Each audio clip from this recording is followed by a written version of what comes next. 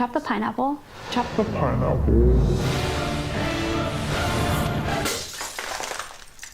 Nope. I'm high.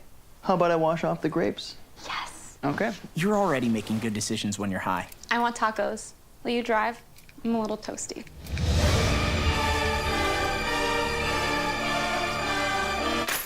Nope. I'm high. Let's order in. Don't make an exception when it comes to driving. If you feel different, you drive different.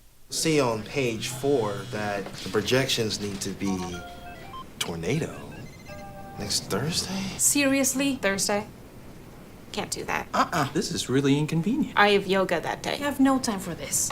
So. I can't do Thursday, but I can do Friday. Disasters don't plan ahead. You can. Talk to your loved ones about how you're going to be ready in an emergency. Don't wait. Communicate. I want to eat apples and bananas.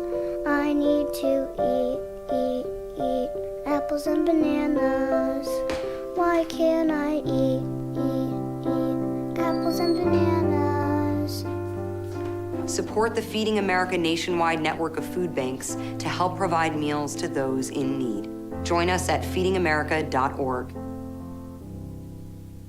Good evening and welcome to Eagle Eye News at 6. Eagle Eye has done a great job. And welcome to Eagle Eye News at 6. We are just having a great time here in Auburn, Alabama. The party is not over yet. Eagle Eye TV, Auburn's news leader.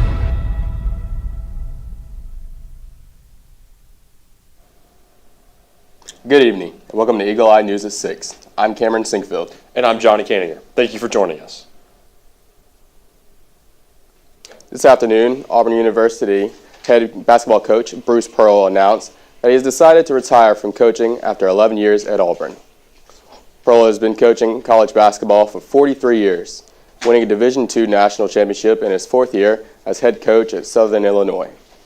After stints in Milwaukee and Tennessee, Pearl was hired by Auburn in 2014 and transformed a program considered to be one of the worst in the country into annual title contenders. Pearl led Auburn to 2 Final Fours, one in 2019 and again this past season. He also had led the Tigers to 6 SEC championships, 4 regular season titles, and 2 conference tournament championships. Other accomplishments at Auburn include the first #1 overall ranking in the AP in program history, the highest draft pick in Auburn history when Jabari Smith Jr. was chosen 3rd overall in the 2022 NBA draft, and is the winningest coach in Auburn basketball history. Auburn has announced that his son, Stephen Pearl, will take over as head coach. Thank you for all that you've done for this university, Coach Pearl. Auburn University President Christopher B. Roberts released a statement Wednesday afternoon via social media addressing the concerns of controversial social media posts made by now former Auburn faculty members. The posts include these individuals' personal beliefs on the recent Charlie Kirk assassination. The message from the president began with, quote, "It has come to our attention that there are Auburn employees who made social media posts that were hurtful, insensitive, and completely at odds with Auburn's values of respect, integrity, and responsibility in violation of our code of conduct. We are terminating the employment of those individuals. We unequivocally condemn misconduct, which is anti-ethical to values we hold dear in the Auburn Creed," end quote. Visit Auburn U on Instagram for the rest of the statement. Roberts did not name the employees or say how many were fired.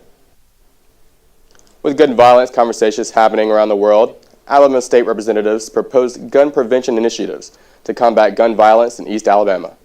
Eagle Eye reporter Morgan Sims reports. Gun violence continues to be a pressing issue in our communities, taking countless lives every day. Behind every statistic is a person, a family shattered, and a society searching for answers. Here at Greater Peace Missionary Baptist Church in Opelika, Representative Jeremy Gray and Representative Philip Ensler proposed a regional conflict resolution and violence prevention initiative for East Alabama.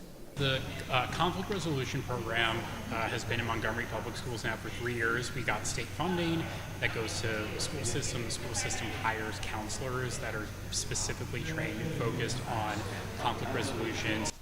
Members of Moms Demand Action, a movement of people who advocate for public safety measures against gun violence, also mediated the initiative meeting to encourage a public forum. One of the key takeaways from this meeting is in order to make a difference, the community must start with the youth. We have to kind of understand what's going on, what's happening with the young people. What is it that is causing us to be in this manner where we feel like our first recourse is guns? Representative Ensler also touches on what gun violence does to the mind. I taught at a public high school in Montgomery and have lost 10 of my former students in the years since then, and in a variety of situations. Every situation, though, is tragic and horrible, and I've just seen how much it traumatizes classmates, friends, families, the larger community, just knowing that a young person passed away. Both Representative Ensler and Representative Gray want the public to reach out to them for any questions or concerns regarding these initiatives. For Eagle Eye News, I'm Morgan Sims. On Wednesday, civil rights attorney and activist Fred Gray spoke at Auburn University's Constitution Day festivities. I had the privilege of going to the event and gathering more details. Tens of people from all different races and creeds are here for Auburn University's yearly Constitution Day celebration, something that would not be possible without speaker and legendary attorney Fred Gray. Legendary civil rights attorney Fred Gray, known for desegregating every public university in the state of Alabama and defending figures like Martin Luther King Jr. and Rosa Parks, made the trek from his Tuskegee home last Wednesday to speak before Auburn University. Among his inspiring life story, Mr. Gray also advised the students and faculty of Auburn on how to continuously advance his lifelong mission of furthering civil rights progress. Professor Kayla Fry, PhD student and instructor in the field of African American literature, had the chance to speak her thoughts on the encounter with Mr. Gray. As a person of color, how does it feel being able to sit down and listen to the very man who fought for you to be able to speak in this space? So I think that a lot of times we forget how close we are to desegregation, and when we forget that, it makes us detached from the experience. So to hear him talk about him actually coming to Auburn and helping to desegregate Auburn so that Harold A. Franklin could attend the university, it does the spirit well, because you get to hear about the progress that has been made at Auburn since the time that he came, and then also the progress that we can continue to make at the university, not just as students of color, as people of color, but all people can continue to make progress at the university to make the university a better place for all students, no matter where they're from and no matter what their background is. Among other wisdom, Mr. Gray graciously answered Eagle Eye's question about how young people can continue his mission. And I think if you do what you can, and one of the things you young people can do if you're of voting age is first get registered to vote and then vote intelligently. You can read more about Fred Gray's visit on our website, eagleeyetv.com. For Eagle Eye TV, I'm Johnny Canninger. Gray recently released his autobiography titled Bus Ride to Justice, Changing the System by the System, which you can pick up now. On Tuesday, the club hosted Microbiology Trivia Night. Students from many different majors were invited to have a free food and chance to answer questions about microbiology with prizes for the winners. We went and spoke to Microbiology Club faculty and advisor, Dr. Michelle Gibbs.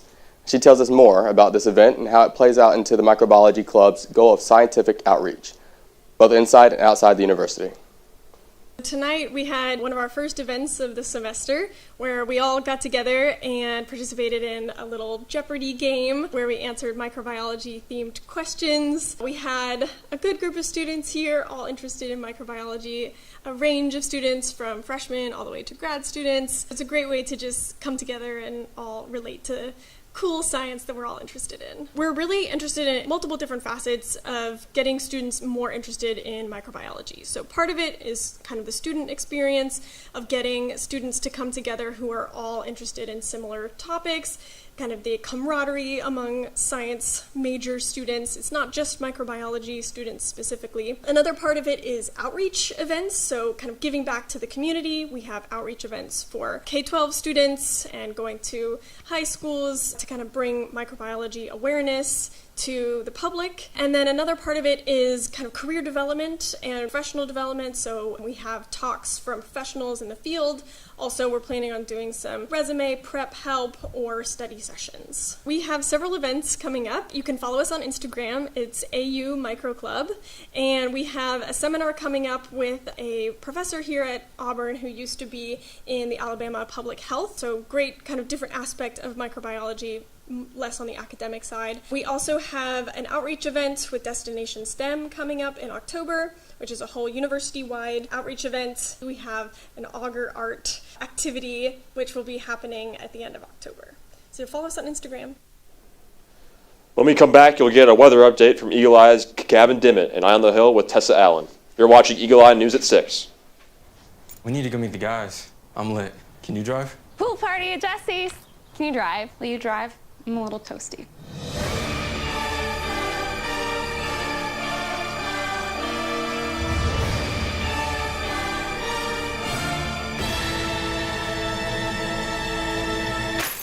Nope.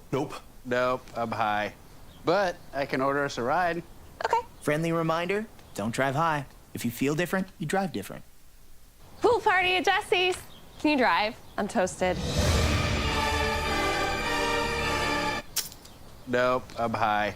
But I can order us a ride.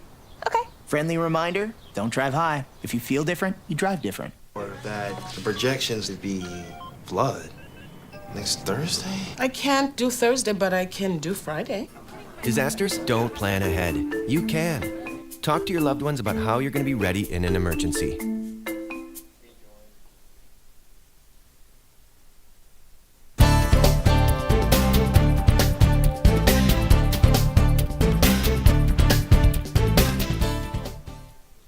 Hi, I'm Gavin Dimmitt. Welcome back to Eagle Eye News at 6, and here's our weather outlook for this week on the plains.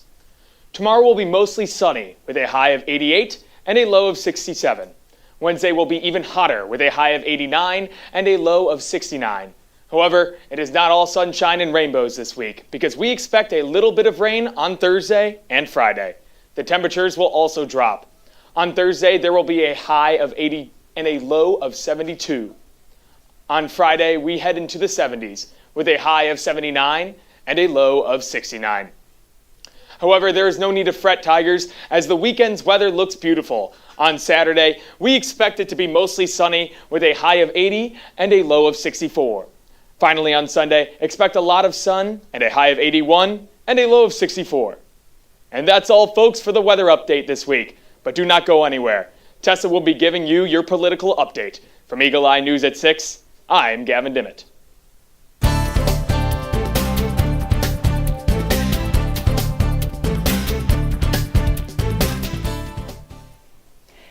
Good evening and welcome to Eye on the Hill.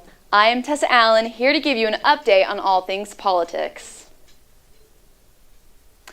On Thursday, the United States vetoed the Security Council resolution demanding immediate Gaza ceasefire and hostage release. The 15-member council met to discuss the draft to ceasefire in the Gaza Strip proposed by the 10 non-permanent members of the council, which includes nations like Republic of Korea, Greece, and Algeria. The members sent the clear message of having immediate and stable ceasefire, instant release of hostages, and the removal of restrictions for preventing humanitarian aid in the Gaza Strip. Having a 14-to-1 vote ratio, the United States argued that the ceasefire was not enough punishment towards condemning Hamas. This resolution has sparked mixed reactions in the United States, as some Americans are condemning the U.S. for not striving for a ceasefire, but others are standing with the U.S. decision, supporting on holding Hamas more accountable. On Tuesday, a federal judge ordered Jefferson County, the largest county in Alabama, to redraw its voting districts. U.S. District Judge Madeline Hakala ruled that the current map violates the 14th Amendment of the Constitution that protects against any racial gerrymandering. The original plan aimed to place neighborhoods with predominantly black voters into Districts 1 and 2, which are primarily black districts. The increasing black voters in Districts 1 and 2 would hinder the influence of black voters in other districts. Jefferson County is now in the process of reviewing Judge Hakala's order to determine what their next steps will be for the redistricting. Last week, Jimmy Kimmel's show, Jimmy Kimmel Live, got suspended indefinitely. Following Kinley's suspension, President Donald Trump has had talks of pulling TV license over bad coverage.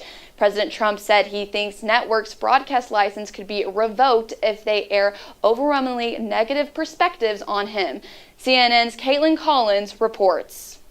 President Trump just left the United Kingdom, and as he's on his way back to Washington, he spoke with reporters and blatantly made clear that he believes if late-night hosts on network shows continue to criticize him, then those networks and their broadcasting licenses that they get are then going to be at risk of being revoked. I read someplace that the networks were 97% against me. I got 97% negative, and yet I won easily. I won all 7 swing states, popular, I won everything.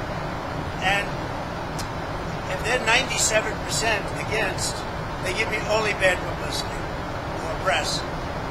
I mean, they're getting a license. I would think maybe their license should be taken away. It will be up to Brendan Carr. Of course, this is a direct result of what we saw happen with Jimmy Kimmel being pulled indefinitely off the airwaves at ABC. He also did something he didn't do at his press conference here in the UK. He praised Brendan Carr. That is, of course, the chairman of the FCC, who was pressuring ABC and Disney to make changes when it came to Jimmy Kimmel's monologue. I think Brendan Carr is outstanding. He's a patriot. He loves our country, and he's a tough guy.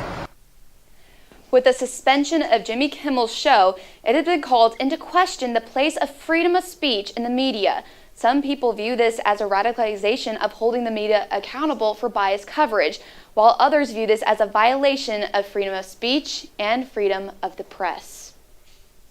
Well, that's all for political updates today, but when we come back, you will get a national news update from the desk. I'm Tessa Allen with Eye on the Hill.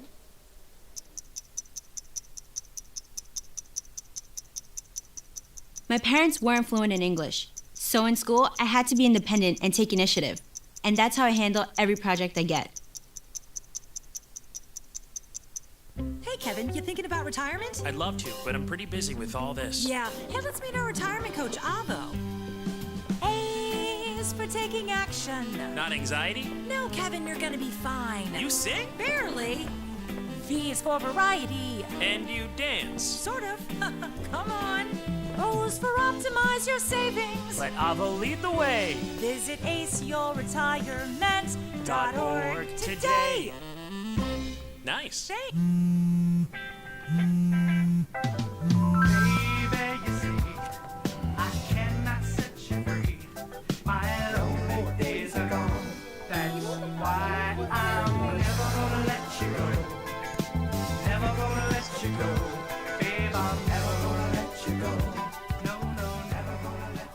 Here you go. Thank you. Thank you.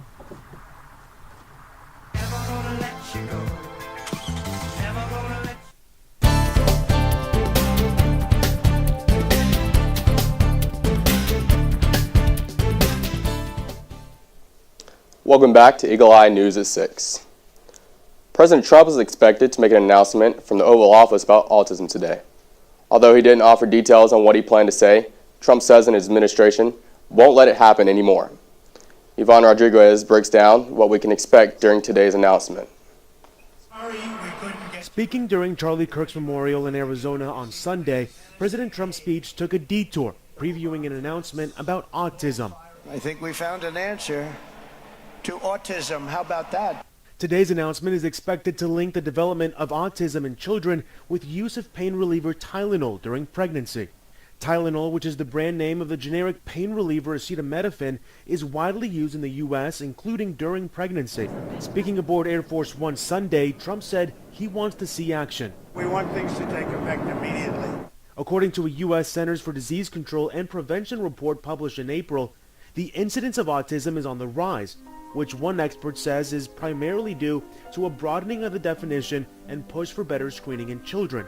About 1 in every 31 children was diagnosed with autism by age 8 in 2022, up from 1 in 36 in 2020. Tylenol maker Kenvue said earlier this month it had engaged in a scientific exchange on the issue with U.S. Department of Health and Human Services officials. In a statement, the company says acetaminophen is the safest pain reliever option for pregnant women as needed throughout their entire pregnancy. Without it, women face dangerous choices, suffer through conditions like fever that are potentially harmful to both mom and baby, or use riskier alternatives. In Atlanta, I'm Ivan Rodriguez. Several studies have looked at the association between acetaminophen use in pregnancy and the development of autism in children. But experts say the science behind this theory is not settled. HHS Secretary Robert F. Kennedy Jr. has previously promoted and debunked theories linking vaccines to autism, and he pledged in April that his agency would have answers this month in the causes of autism. Tens of thousands of supporters attended Charlie Kirk's memorial service Sunday. Organizers say more than 200,000 people registered, far exceeding the nearly 74,000 seat limit inside State Farm Stadium. Maribel Gonzalez is in Glendale, Arizona with details on how Kirk was honored. Tens of thousands of people packing State Farm Stadium in Glendale, Arizona Sunday to say their final goodbyes to assassinated political activist Charlie Kirk.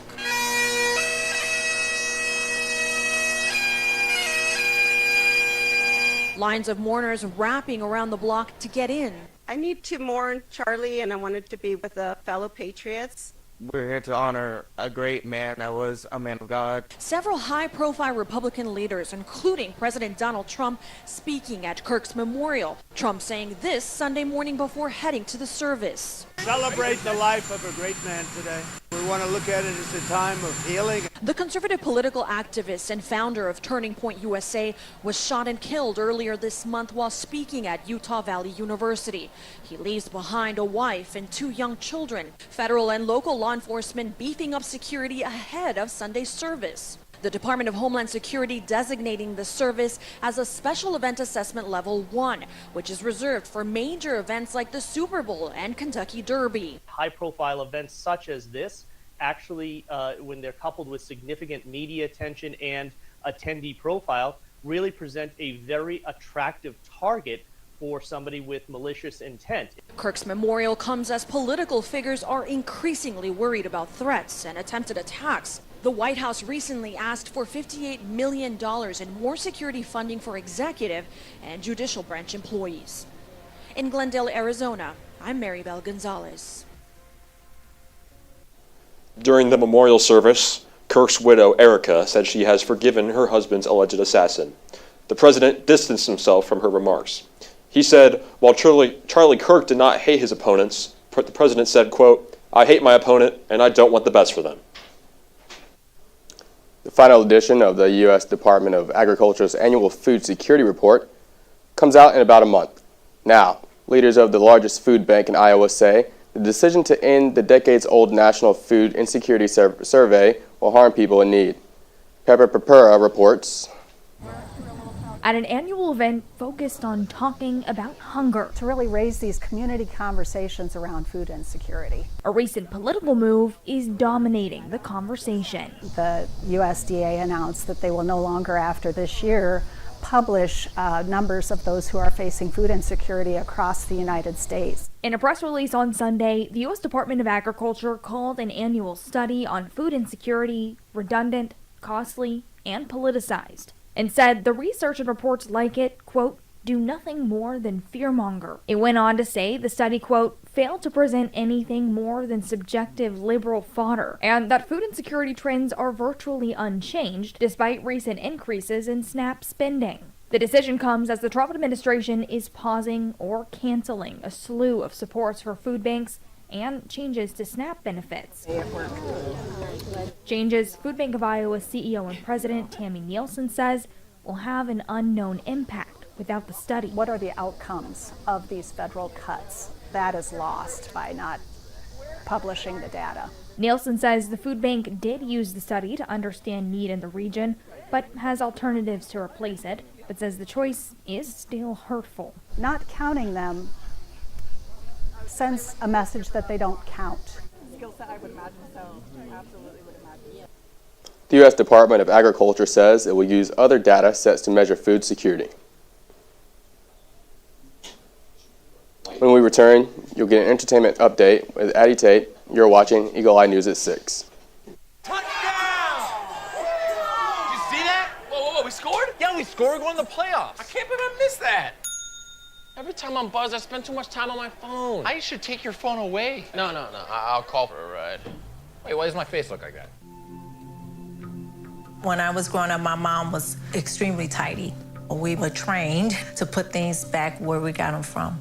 One day, when I walked into my mom's house, I felt like I walked to someone else's house. There was stuff everywhere. And just growing up the way I grew up and to see this transition was very alarming.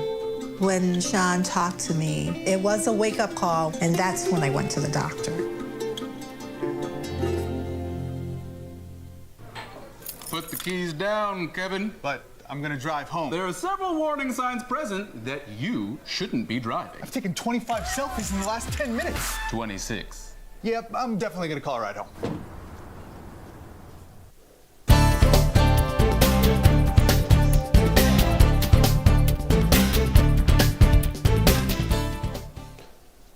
Welcome back to Eagle Eye News at 6. NASA selects class of 2025 astronaut candidates. Meet NASA's 10 new astronauts. The All-American 2025 class of astronaut candidates were introduced Monday during a ceremony at the Johnson Space Center in Houston. This elite group was selected from a pool of more than 8,000 applicants. 7 of them have current or former military experience, and a majority have an educational background in engineering. The new candidates will spend the next 2 years in intensive training. NASA officials said they hope the new group may be eligible for flights later in the Artemis program to the moon and maybe even to Mars. If you recently purchased ready-to-eat seafood from Costco, you need to listen up. More than 3,000 pounds of the Kirkland signature ahi tuna wasabi poke are being recalled due to potential listeria contamination. The recalled products have a sell-by date of September 22nd. They were sold at Costco deli stations on September 18th in more than 30 states. The FDA says NSC Foods Group initiated the recall after a supplier announced the green onions used in this product tested positive for listeria. No illnesses have been reported to date. Consumers should throw the product away and contact the store for a full refund. A senior White House official says Oracle will control TikTok's algorithm for U.S. users after the sale is completed. That detail had been one of the big outstanding questions as the White House pushes ahead to finalize the TikTok deal. If completed, the deal will transfer control of TikTok's U.S. operations to a new joint venture based in the U.S. The investors will include Oracle and the private equity firm Silver Lake. Over the weekend, President Trump said Michael Dell and Rupert and Lachlan Murdoch may also be part of the new ownership group. TikTok's parent company, ByteDance, will retain a less than 20% stake in TikTok U.S. following the deal. The White House also says Trump will sign an executive order later this week that says the deal fulfills the requirements of the ban or sale law that Congress passed last year. We're out of time, but for more Auburn news, head over to our website, eagleeyeauburn.com, and check out our social media pages. I'm Cameron Sinkfield. And I'm Johnny Canier. Thank you for watching, and War Eagle. Oh, hey, Julia. Are you ready to play band with us? I'm going to play my clarinet. And Elmo's gonna play his drum. Drum loud. Oh, well, you know what to do, Julia. Julia knows. With Julia's autism, loud sounds can be too much. But she's still